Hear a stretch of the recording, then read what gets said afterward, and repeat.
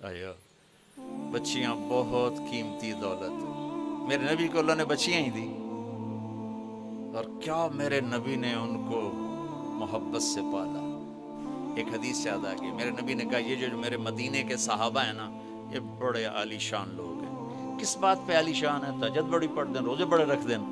आप सब सुने, ससुर भी बैठे होंगे, सासें भी बैठी होंगी, बहुएं भी बैठी होंगी।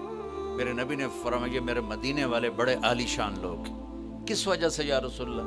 कहा ये जब किसी की बेटी को ले आते हैं ना ब्याह के, तो बच्ची अपने ससुराल में जाके ऐसे होती है कि उसे पता ही नहीं चलता मैं ससुराल में हूं या माँ बाप के घर में हूं, इतनी मोहब्बत देती।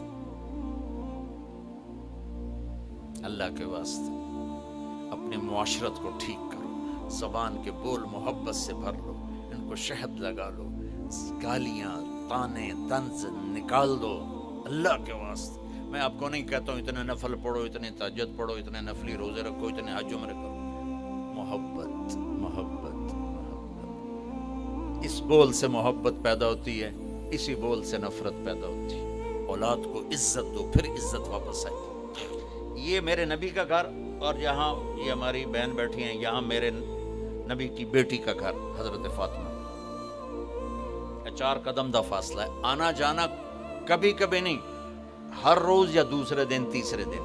और मेरे नबी का प्रोटोकॉल क्या था बेटी के लिए?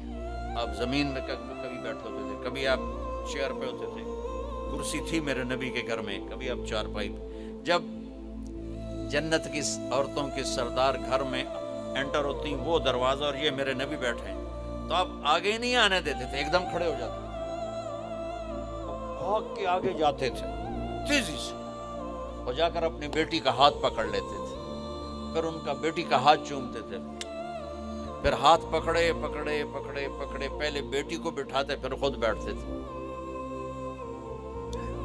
हमारा हिंदू मुआशरा है। हिंदुस्तान में इस्लाम आया इबादत की हद तक, मुआशरत को टच नहीं कर सके।